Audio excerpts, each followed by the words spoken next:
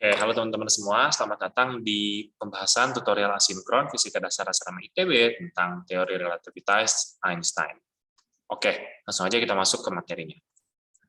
Oke, jadi pertama-tama kita lihat dulu nih postulat Einstein. Postulat Einstein ini adalah bagian dari teori relativitas khusus Einstein gitu ya. Nah, jadi yang pertama, postulatnya itu bilang bahwa hukum-hukum fisika berlaku sama untuk setiap pengamat di dalam kerangka acuan inersial. Maksudnya apa? Maksudnya kayak gini. Kerangka acuan inersial itu adalah kerangka acuan yang tidak mengalami gaya gitu ya pada arah geraknya, atau bisa dibilang kerangka acuan yang memiliki kecepatan konstan atau diam gitu ya, tidak mengalami percepatan. Contoh misalkan ada kereta nih, ini kereta misalkan ya. Contoh kerennya tuh kereta gitu biasanya yang sering dipakai. Nah misalnya ini kereta bergerak ke arah sana, tapi dia cuma bergerak dengan kecepatan konstan, dia nggak mengalami percepatan ke arah sana maupun ke arah sana.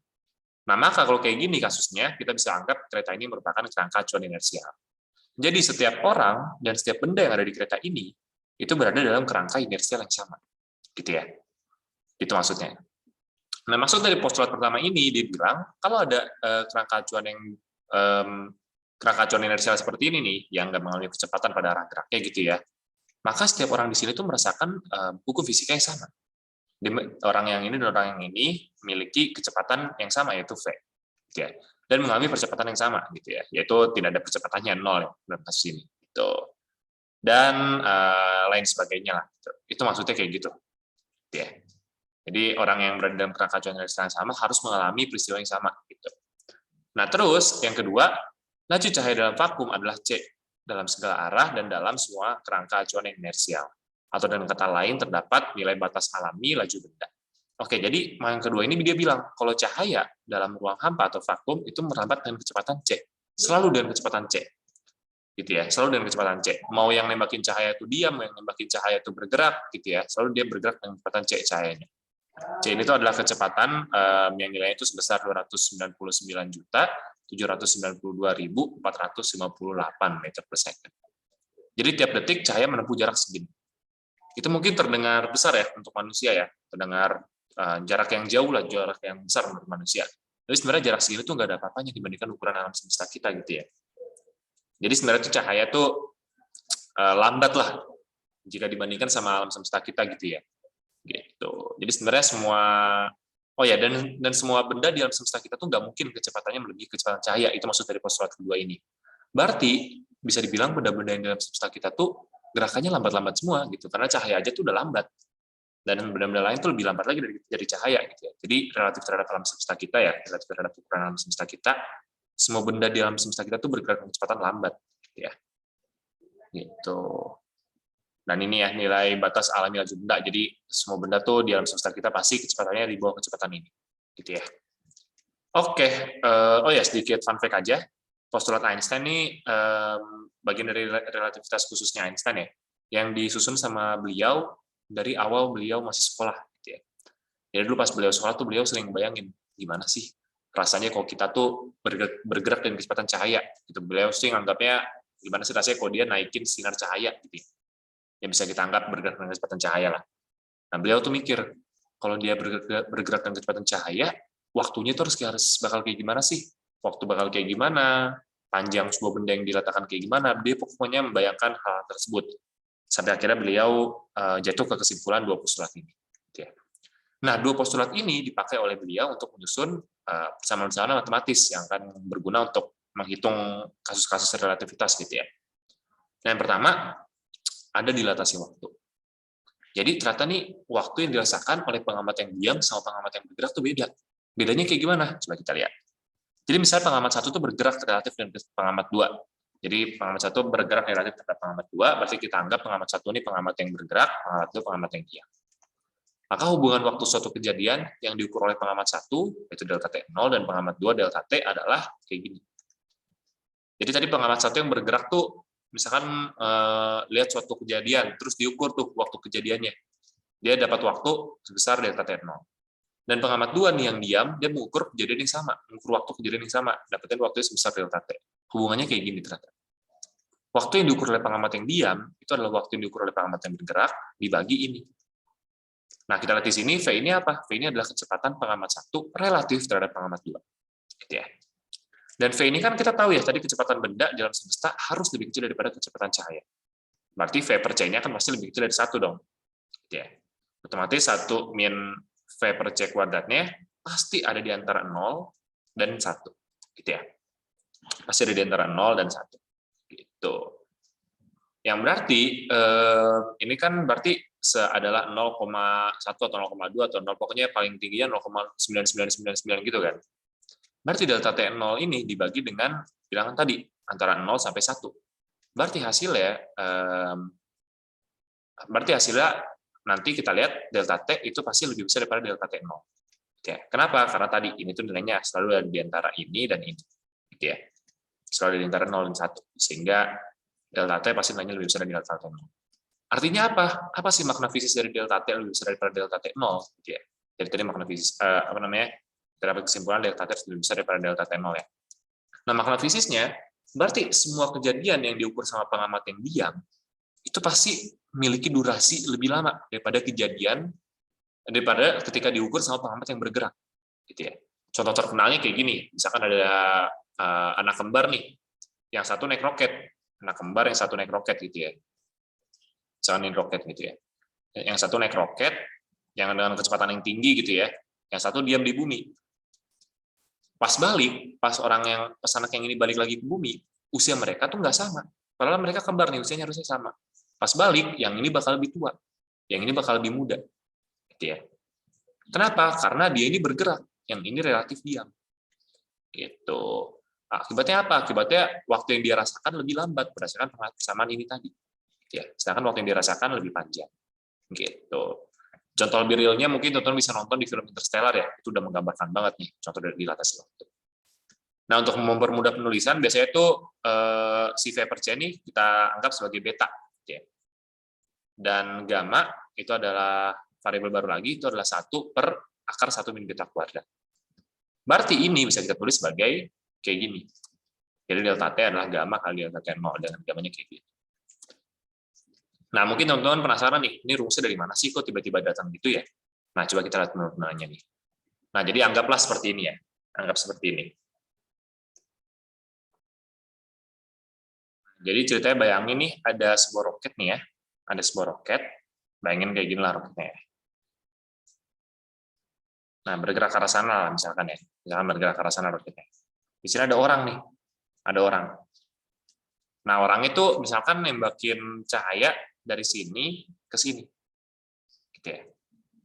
Gitu misalkan dari bawah ke atas gitu ya. Misalkan ini tuh penembak cahayanya. Ini penembak cahaya nih. Ini misalkan cermin. Ini cermin nih. Jadi dia bakal mantulin cahaya dong. Jadi ketika tembakin, otomatis dia akan balik dong. Gitu. Nah, menurut pengamat ini, lintasan cahayanya kan dia cuma naik, terus turun lagi. Yang dia matiin kan cuma itu doang cahayanya ya. Dia cuma mengamati cahaya bergerak naik dari penembak cahaya di sini ya, bergerak naik ke cermin, terus sama cermin dipantulin ke bawah lagi. Dia cuma mengamatin kayak gitu doang kan. Yang dia amatin kayak gitu. Atau kalau diperbagus gambarnya jadi kayak gini.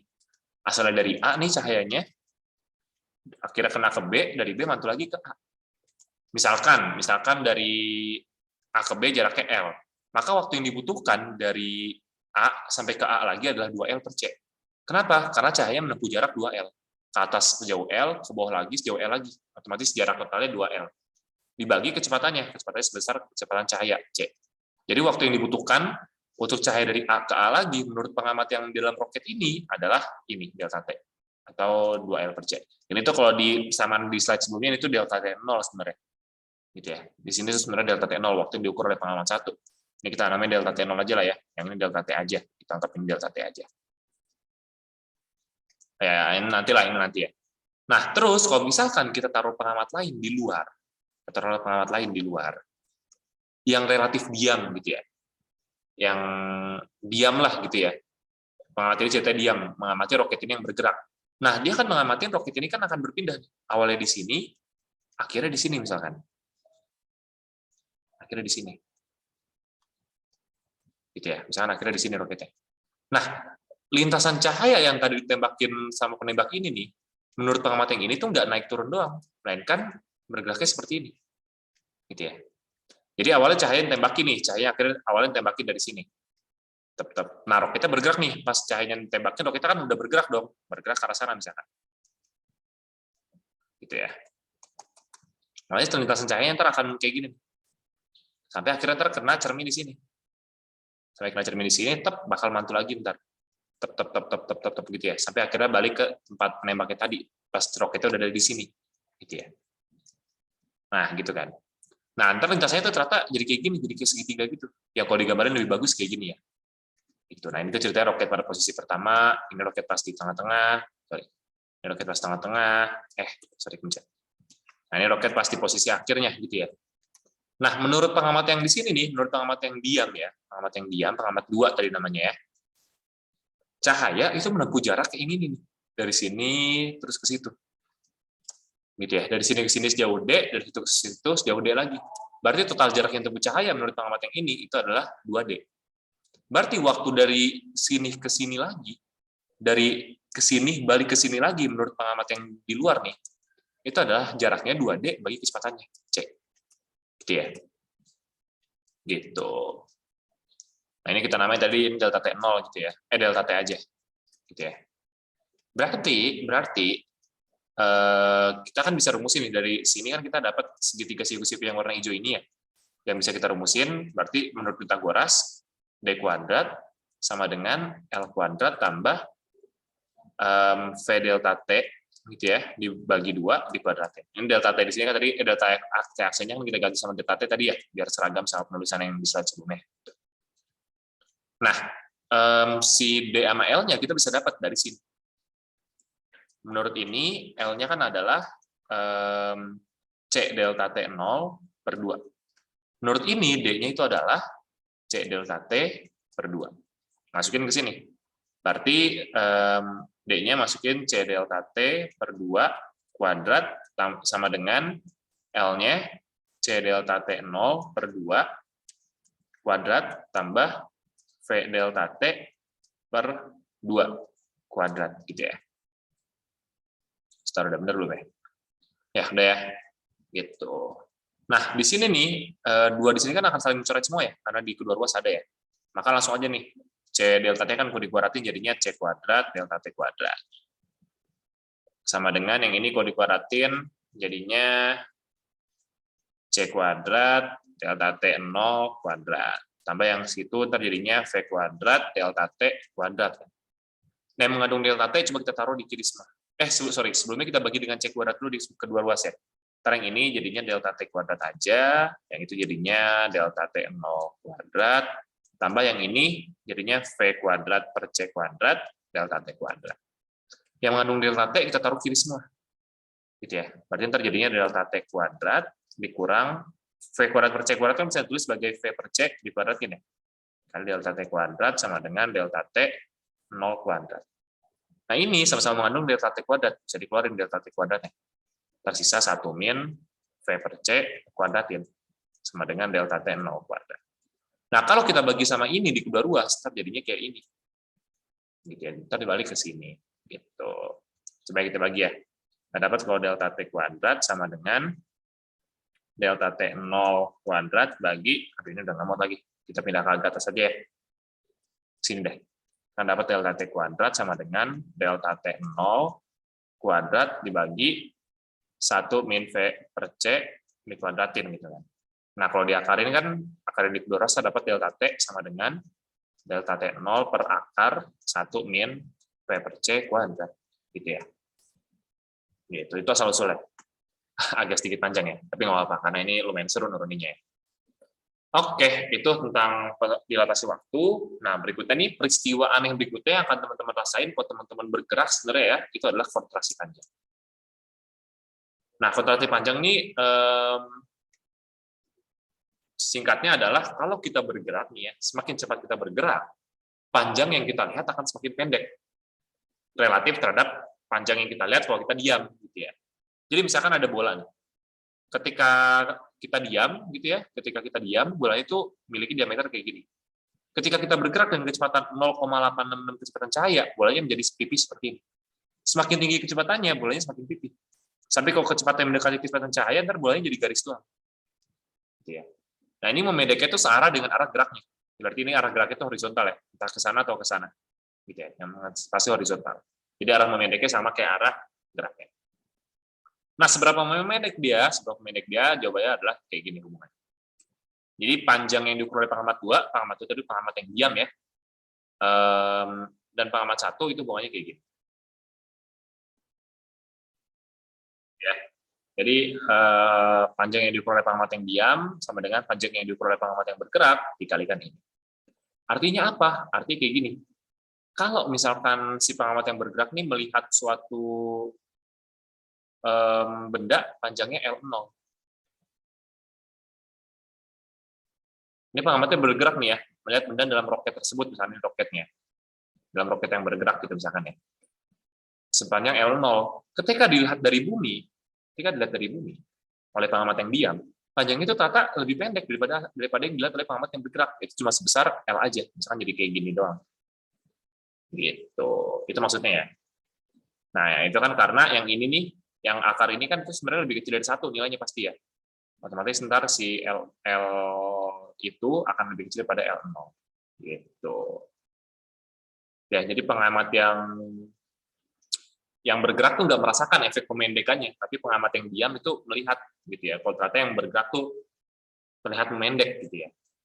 Gitu. Jadi kalau kita jadi bola yang ini nih, kalau kita jadi bolanya kita nggak ngerasain kalau kita tuh memendek. Tapi kalau kita lihat dari luar bolanya, akan terlihat kalau bolanya itu ternyata memendek. Itu kontraksi panjang. Oke, lanjut ya. Terus transformasi Lorentz. Nah, transformasi Lorentz ini sekarang kita tinjau tuh kerangka acuannya. Jadi misalkan tadi kita misalkan bergerak gitu ya. Bergerak di sini geraknya ceritanya ke arah sumbu X saja, ke arah sumbu X positif nih. Nah, kerangka acuan yang diam itu adalah kerangka acuan yang hitam. Kerangka acuan yang bergerak itu adalah kerangka acuan yang merah. Jadi bayangin ini tuh kerangka acuan roket. Ini adalah XYZ si roket. Yang diam nih XYZ pengamat di bumi misalkan. Nah, maka hubungannya kayak gini. X yang diukur di roket itu harusnya kayak gini. Kalau menurut hitung-hitungan sederhana ya, hitung-hitungan sederhana, berarti ntar tuh teman-teman akan dapat kalau X aksen itu adalah X min VT. Itu menurut hitung-hitungan klasik namanya ya. Hitung-hitungan klasik tuh kayak gini. Nah, terlihat kalau X aksen itu sebenarnya X min VT. Tapi ketika dihitung oleh Albert Einstein gitu ya, diturunin dari relativitas khususnya, dari postulatnya, ternyata harusnya hubungannya kayak gini. Di luar ini kita harus kasih gamma. Gitu. Nah, kalau bergeraknya ke arah Y gimana? Kalau bergeraknya ke arah Y, berarti ya Y-nya bikin kayak gini juga. Tinggal ganti aja. Ini jadinya Y, dan ini adalah di arah sumbu Y-nya. Gitu. Misalnya dia geraknya di arah sumbu Y. Gitu. Di sini Y aksen sama dengan Y, dan Z aksen sama dengan Z, karena dia bergeraknya ke arah sumbu X doang. Kayak tadi nih, si bola ini cuma mengalami pemendekan di arah mendatar doang. Arah tegaknya nggak mengalami pemendekan tuh ya. Arah tegaknya panjangnya segitu-segitu aja bersama. Gitu ya. Gitu. Jadi sama yang Y dan Z nggak terpengaruh karena dia bergerak ke arah X doang. Nah, waktu yang diukur oleh pengamat yang bergerak ini hubungannya kayak gini. Gitu. Nah, dari ini nih, dari 4 persamaan ini bisa diturunin persamaan lanjutan, yaitu kayak gini. Posisi dan interval waktu dari 2 kejadian. Ya. Jadi misalkan ada kejadian yang diukur gitu ya. 2 kejadian berbeda yang diukur di kerangka acuan yang diam dan kerangka acuan yang bergerak. Hubungannya itu kayak gini sebenarnya. Gitu. Jadi delta X itu bisa kita anggap sebagai panjang gitu ya. Yang diukur oleh pengamat yang diam nih, yang nggak ada aksennya itu berarti diam ya. Itu adalah gamma dikali panjang yang diukur oleh pengamat yang bergerak, kali V, kali delta T. Delta T itu lama waktu pengukuran panjangnya. Lama waktu pengukuran panjangnya oleh pengamat yang bergerak. Gitu. Sedangkan selisih waktu pengukuran suatu kejadian, ya, lama waktu pengukuran suatu kejadian yang diamati oleh pengamat yang diam berarti ya, karena nggak ada aksennya di sini, itu adalah gamma kali lama pengukuran waktu suatu kejadian oleh pengamat yang bergerak, ditambah kecepatan relatif geraknya dia, ya, tambah panjang yang diukur oleh dia yang bergerak, dibagi dengan cahaya kuatan. Nah, kalau panjang yang diukur oleh pengamat yang bergerak, mirip-mirip. Kalau misalnya jadi kayak gini. Bedanya di sini aksinya hilang, dan plusnya jadi min. Di sini juga aksinya hilang. Dan untuk delta T juga bentuknya mirip-mirip. Cuma bedanya di sini aksen, di sini enggak, dan plusnya jadi min. Ini aksen juga di sini enggak. Ya. Nah, kalau kita lihat, sebenarnya si dilatasi waktu dan dilatasi dan pulsasi panjangnya tadi udah kita lihat, itu cuma kasus khusus aja. Jadi tadi dilatasi waktu, Itu sebenarnya cuma kasus khusus ketika ketika delta X-nya 0. Gitu ya. Ketika delta X-nya 0, kita lihat ntar kesamaan yang keempat ini, terjadinya kan cuma delta T aksen sama dengan gamma kali delta T. Gitu ya. Itu maksudnya ini nih. Nah, maksudnya ini ya. Maksudnya ini. Delta T aksen itu berarti delta T yang ini maksudnya ya. Delta T aja itu maksudnya delta T0 ini. Ya, ini agak kurang konsisten dalam penulisannya ya, mohon maaf ya. Pokoknya delta T aksen yang ini, itu maksudnya delta T yang ini ya. Sedangkan delta T yang ini maksudnya delta T0 di slide yang tadi ya. Gitu maksudnya ya. Mohon maaf nih, agak kurang konsisten penulisan. Gitu. Sedangkan untuk kasus kontraksi panjang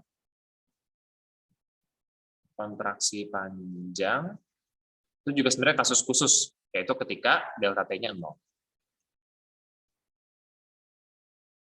Kita lihat di sini berarti ntar delta X aksennya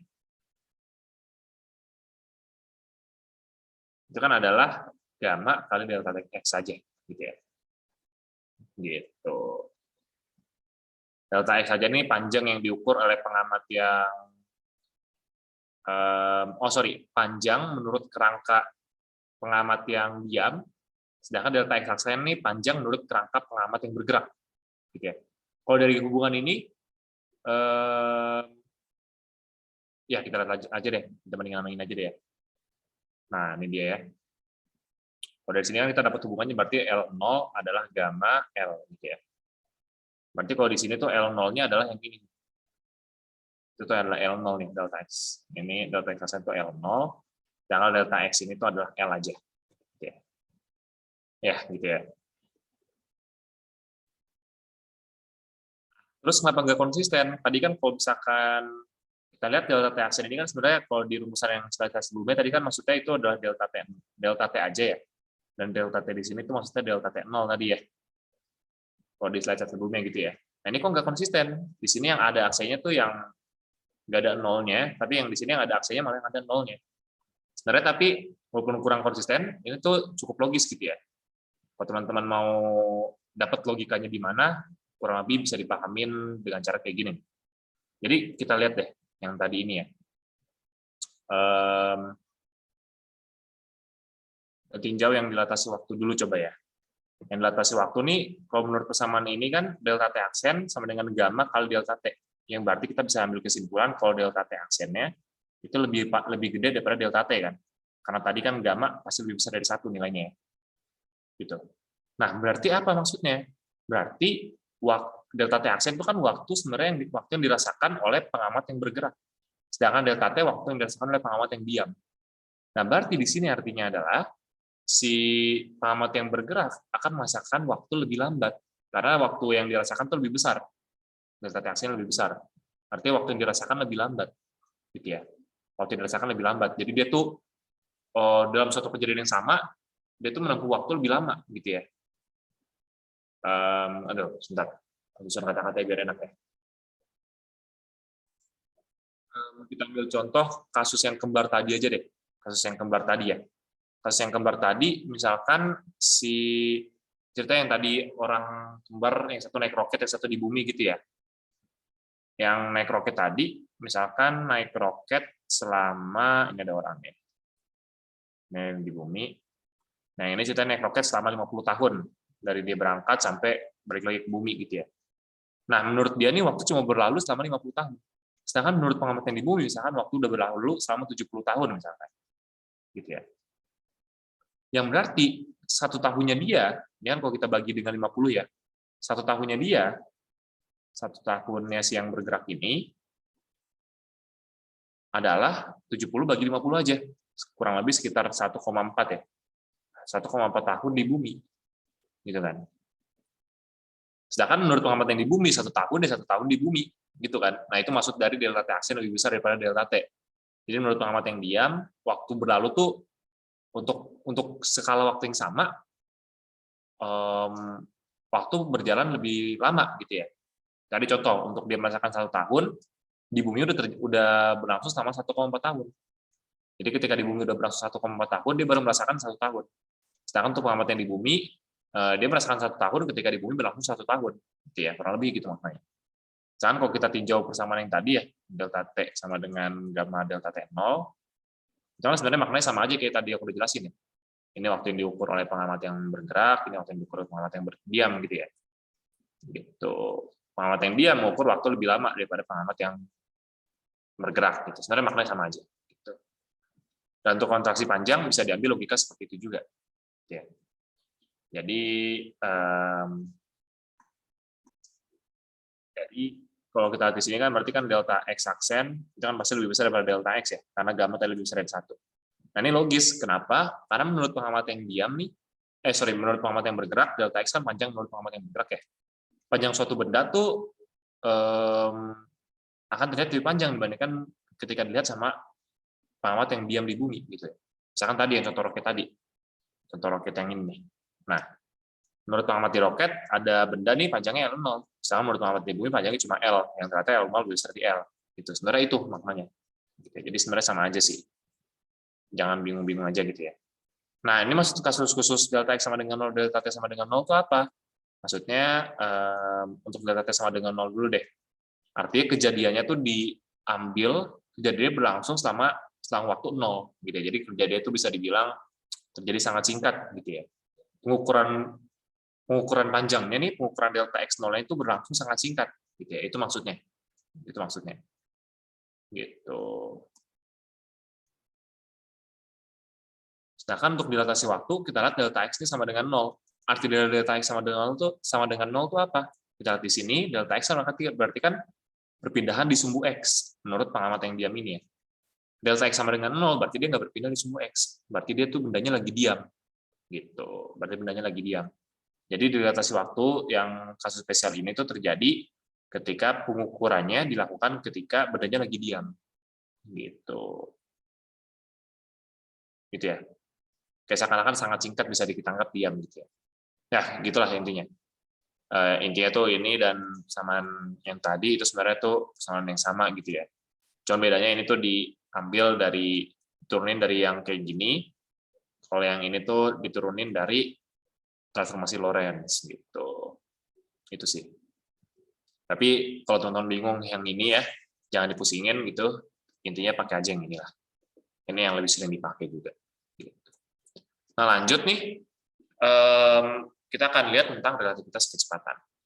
Jadi sekarang bayangin kayak gini, misalkan ada roket nih, roket lagi ya, nggak apa ya, roket yang bergerak sangat cepat gitu ya. Dalam ini ada orang nembakin center misalkan, ada orang nembakin center. Nah cahaya dari center ini kan harus bergerak dengan kecepatan cahaya. Cahaya ini bergerak dengan kecepatan cahaya. Misalkan roketnya kita anggap bergerak dengan kecepatan 0,5 kecepatan cahaya deh.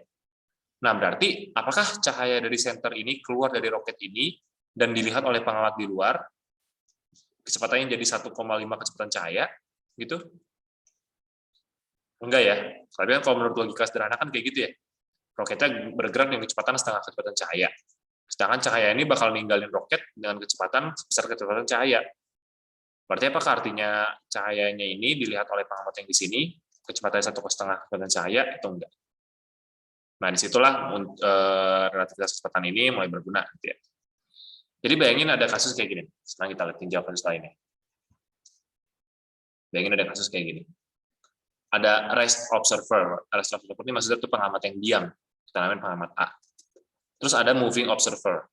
Moving observer ini maksudnya pengamat yang bergerak. Kita namain B. Gitu ya. Nah, si B ini nembakin sesuatu nih. Misalkan sesuatu ini titik ini. Gitu ya. B-nya itu bergerak dengan kecepatan V relatif terhadap A. Dan pelurunya ini nih, misalnya ini kita anggap peluru aja lah ya, ditembakin relatif terhadap B dengan kecepatan U aksen. Kita mau nyari nih, relatif terhadap A, kecepatan peluru ini berapa sih? Gitu ya. Relatif terhadap A, kecepatan peluru ini berapa? Kalau menurut hitung-hitungan sederhana kan kita tahu nih, kecepatan menurut A, misalkan kita namain U, itu kan ya V tambah U aksen aja. Tapi apakah aslinya sesederhana itu? Enggak. Oke. Menurut relativitas, ntar aslinya jadinya kayak gitu. Penurunannya gimana? Penurunannya kita skip aja dulu ya, karena takutnya agak panjang.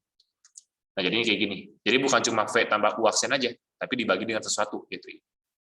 Dibagi dengan 1 ditambah kecepatan si B kali kecepatan proyektilnya yang ninggalin B, gitu ya, dibagi kecepatan cahaya kuadrat. Nah, kalau yang mau kita cari itu U aksennya gimana? Kalau yang mau kita cari U aksennya dan kita ketahui U-nya, caranya jadi kayak gini. Tinggal U dikurang V dibagi 1 min UV per C kuadrat. Gitu ya. Ini ada contoh soalnya nih. Coba teman-teman bisa kerjain ya, kalau teman-teman mau lebih paham gitu. Tapi nanti kita skip ini, kita skip aja ya, karena nanti udah ada contoh latihannya. Gitu ya. Gitu. Dan ini kalau misalkan arahnya diubah-ubah, teman-teman harus udah bisa ngelarin sendiri ya. Kalau misalkan proyektil itu bukan bergerak ke arah sana, tapi ditembakin sama B-nya ke arah sana. Berarti tinggal U-nya ntar negatif aja. Sorry, U aksen ntar tinggal negatif aja. Gitu ya. Gitu. Jadi arah positif di sini tuh maksudnya searah dengan arah si B-nya. Jadi makna positif di sini maksudnya si U aksen searah dengan V-nya gitu ya. Kalau ada yang beda arah ya tinggal kasih minus saja salah satunya. Oke, lanjut ya. Nah, terus tadi kita udah belajar tentang kecepatan, waktu, posisi. Nah, sekarang kita belajar tentang besaran fisika yang lebih lanjut ya, yaitu tentang momentum. Nah, jadi momentum suatu benda pas diam kita namain P0 gitu ya. Itu kan adalah massa kali kecepatannya aja. Kecepatannya kita anggap sebagai delta X per delta T gitu ya. Nah, ketika dia lagi bergerak, berarti kan ntar pas dia lagi bergerak, ini kayaknya aku ada sedikit keliru penamaan ya. Ini kita namain ganti aja deh. Ini jadi P aja ya. Ini jadi P0 gitu ya. Sorry. Ini jadi P0 ya. Biar nanti lebih enak memahaminya ya. Ini juga P0 sebentar. Ini jadi P aja yang ini ya. Berarti yang terakhir nih kita tulis di sini aja lah ya. P0 sama dengan P gamma. Gitu. Nah, lagi-lagi yang 0 ini menunjukkan besaran ketika dia diukur sama pengamat yang bergerak ya. Jadi ketika dia lagi diam nih momentumnya terukur sebesar ini gitu tadi ya. Ketika dia lagi bergerak momentumnya sebesar ini. Yaitu P0 gitu ya menurut pengamat yang bergerak adalah massa yang bergerak dikali delta X per delta T0. Delta T0 ini adalah waktu menurut pengamat yang bergerak kan. Nah, ini nih bisa dipecah. Jadi kayak gini kan. Karena ini dan ini kan kalau kita kalikan saling menghilangkan, terus ujungnya balik kayak gini lagi kan. Nah, kita lihat nih di sini ada M kali delta X per delta T. M kali delta X per delta T ini tak lain dan tak bukan kan adalah P ini. Berarti itu kita bisa ganti sama P. Gitu ya.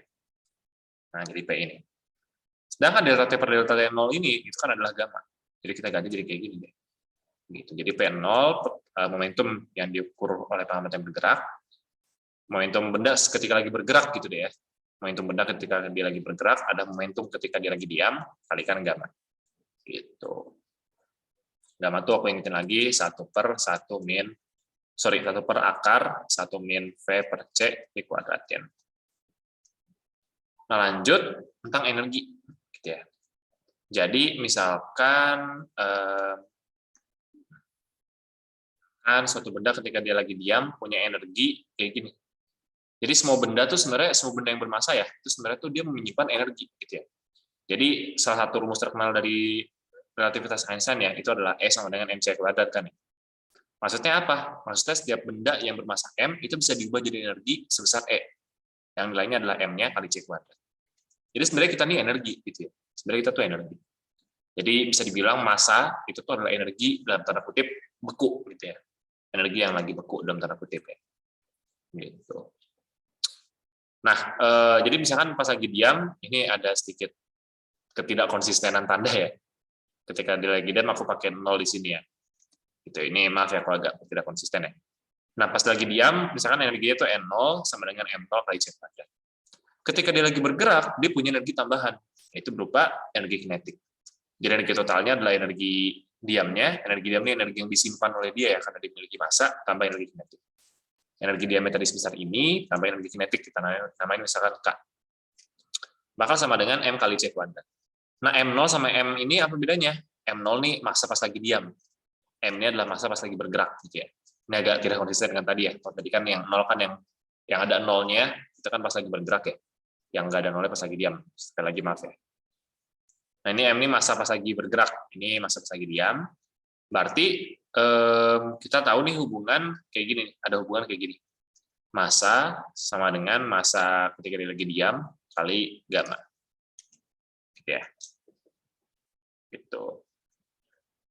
Nah, terus berarti si ini M yang ini kan bisa kita masukin jadi kayak gini ya. Berarti kan bisa kita sama denganin lagi, jadinya M0 gamma C kuadrat kan. Berarti kita bisa nyari nih energi kinetik benda tuh pas lagi bergerak jadi kayak gimana sih. Berarti jadinya ya tinggal ini kurang ini aja kan. Atau sorry, atau ini kurang itu kan. Jadi kayak gini. Sama-sama ada M0 C kuadrat, keluarin M0 C kuadratnya terjadi kayak gini. 1 min gamma kali M0 C kuadrat. M0 ini maksudnya itu masa diamnya ya. Masa ketika dia lagi diam. Nah, itu sih tentang relativitas ya. Sekarang biar makin paham kita masuk ke latihan soal. Nah, aku udah pilih satu latihan soal nih. Ini soal UTS tahun berapa gitu aku lupa. Aku ambil karena menarik. Menyangkut tentang planet Namek. Jadi kalau teman-teman ada yang nonton Dragon Ball ya, planet Namek ini salah satu planet yang sering muncul di Dragon Ball ya. Nah, oke lanjut. Diketahui planet Namek Bumi itu jaraknya itu 3 tahun cahaya menurut orang di Bumi. Pesawat Capsule One itu pesawat yang sering dipakai oleh Goku gitu ya. Pesawat yang dipakai oleh Goku buat ke planet Namek gitu. Dapat melayani rute ini dengan kemajuan 0,6 kecepatan cahaya menurut pengamati bumi. Dengan C adalah kemajuan cahaya dengan kemajuan cahaya dalam vakum. Sorry, ini double ya. Berapakah waktu yang dibutuhkan untuk menempuh jarak tersebut menurut orang di bumi dan menurut penumpang di pesawat? Yang kedua, berapakah jarak Namek bumi menurut penumpang pesawat dalam satuan tahun cahaya? Yang ketiga pertanyaannya, jika pesawat menembakkan rudal dengan kecepatan 0,8 kecepatan cahaya terhadap pesawat dan searah dengan gerak pesawat, tentukan kecepatan rudal menurut orang di bumi. Oke, jadi itu ada 3 konsep yang bakal kita pakai di sini ya. Dilatasi waktu, kontraksi jarak, sama relativitas kecepatan, gitu ya, kecepatan relativitas. Gitu ya. Kita langsung lihat aja solusinya. Yang bagian A dulu ya. Nah, menurut orang di bumi, delta T-nya, waktu yang dibutuhin gitu ya, menurut orang di bumi ya simpel aja, jarak bagi kecepatan. Jadi orang di bumi kan melihat, ini misalnya orang di bumi ya, melihat roketnya pergi ke arah sana gitu ya, misalnya ini roket. Gitu. Pergi ke arah sana, menempuh jarak sejauh L misalkan, dengan kecepatan V. Berarti kan waktu yang dibutuhin singkat aja. Caranya maksudnya singkat aja, yaitu L per V aja. Jaraknya 3 tahun cahaya, bagi kecepatannya ya 0,6 kecepatan cahaya. 3 tahun cahaya itu maksudnya tuh jarak yang ditempuh oleh cahaya dalam waktu 3 tahun ya.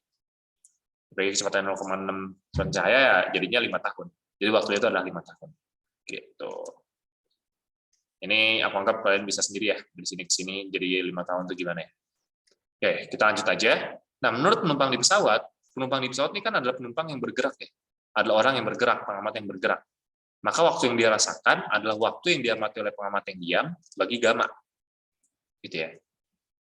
Gitu. Ini ada di slide yang awal tadi ya. Slide yang ini, nah yang ini nih. Ini waktu yang dirasakan oleh pengamat yang bergerak, ini waktu yang dirasakan oleh pengamat yang diam, gitu kan. Gitu. Jadi kayak gini aja. Jadi 5 tahun, gamma tadi kan adalah 1 min beta sorry. Gamma itu kan tadi 1 per akar 1 min beta kuadrat. Gitu ya. Dengan betanya kan tadi adalah V per C ya. Di sini kan dia kecepatannya kan dia adalah 0,6 kecepatan cahaya. Berarti kan dia betanya 0,6 kecepatan cahaya bagi kecepatan cahaya, ya 0,6 aja ya. Gitu. Berarti 1 per gamma di sini itu kan bisa kita ubah jadi langsung aja akar dari 1 min beta kuadrat jadinya ya. Dengan betanya 0,6. Jadi kayak gini. Akar dari 1 min 0,6 kuadrat jadinya terakar 1 min 0,36. Gitu. 1 min 0,36 jadinya 0,64. Akar dari 0,64 0,8. Jadi 5 tahun kali 0,8, 4 tahun. Gitu, itu yang bagian A ya. Gitu, simpel ya, yang menurut pengamat di bumi tinggal jarak bagi kecepatan, menurut pengamat di pesawat jadinya ya tinggal dibagi sama gamma aja. Ya, gitu ya. Nah, terus kita masuk ke bagian B. Bagian B tadi pertanyaannya, jarak Namek bumi menurut penumpang pesawat dalam satuan tahun cahaya. Nah, caranya gimana? Cara kita bisa pakai hubungan yang kontraksi panjang aja. Jarak yang diukur sama pengamat yang bergerak, itu adalah jarak yang diukur sama pengamat yang diam, dibagi gamma. Gitu. Ntar jadinya jarak yang diukur oleh pengamat yang diam, itu adalah 3 tahun cahaya, karena dibagi gamma, berarti dikalikan aja sama 1 min beta kuadrat. betanya 0,6 tadi ya. Nah, ini kan tadi kan kita lihat nih, dalam akar ini kan terjadinya 0,8. Berarti 3 tahun cahaya kali 0,8, jadi 2,4 tahun cahaya. Nah, ini sesuai nih, kalau misalkan L pesawat, kita bagi sama delta T-nya, terjadinya 2,4 dibagi 4 kan. 2,4 bagi 4 jadinya 0,6. Sesuai ya. Ini kan L bagi delta T kan jadinya kan kecepatan. Ini dapat kecepatannya 0,6 tahun cahaya. 0,6 kecepatan cahaya, sesuai sama yang di soal ya. Gitu. Jadi bagian B caranya gitu aja, sederhana. Nah, bagian C, kecepatan rudal menurut pengamati bumi. Jadi tadi kasusnya tuh, ini pengamati bumi, ini pesawat kapsul one-nya gitu ya. Jadi makin rudal ke arah sana. Misalnya ini rudal, gimana contoh rudal? Inilah ya. Misalnya ini rudal nih. Nah, si rudal ini memiliki kecepatan, misalkan memiliki kecepatan terhadap roket ya, sebesar VRP. Gitu ya. VRP ini kecepatan rudal relatif terhadap roket, relatif terhadap pesawat. Gitu ya. Sedangkan kecepatan pesawatnya menurut pengamati bumi itu misalkan V. Dan kecepatan rudal menurut pengamati bumi, misalkan itu sebesar VRB. Kecepatan rudal menurut pengamati bumi. Gitu ya. Nah, maka VRB-nya ini adalah kayak gini aja rumusannya. Pakai rumus yang di beberapa slide sebelum tadi ya. V-nya masukin 0,6 C, VRP-nya 0,8 C. Bagi 1 plus V-nya 0,6 C kali VRP-nya 0,8 C. Bagi C kuadrat. Kita dapat kalau dihitung jadi 0,95 C. Berarti kecepatan rudal menurut pengamat di bumi, sorry ini harus B ya, agak tipe ya. Itu adalah 0,95 kecepatan cahaya. Gitu, itu contoh soalnya ya. Oke, itu dulu kali ya untuk tutorial kali ini. Terima kasih ya untuk yang sudah menonton. Jangan lupa untuk tonton terus tutorial-tutorial berikutnya dan tunggu untuk tutorial sinkron persiapan UAS nanti ya. Oke, semangat terus belajarnya. Kalau misalkan ada yang mau ditanyain, boleh banget PC aku, Novan ya, Novan Saputra, bisa dicari kontaknya di grup line Akademik Fisika ya. Atau enggak Kak Lukman, bisa dicari juga kontaknya di grup line Akademik Fisika. Oke, segitu dulu. Terima kasih. Semangat belajar ya.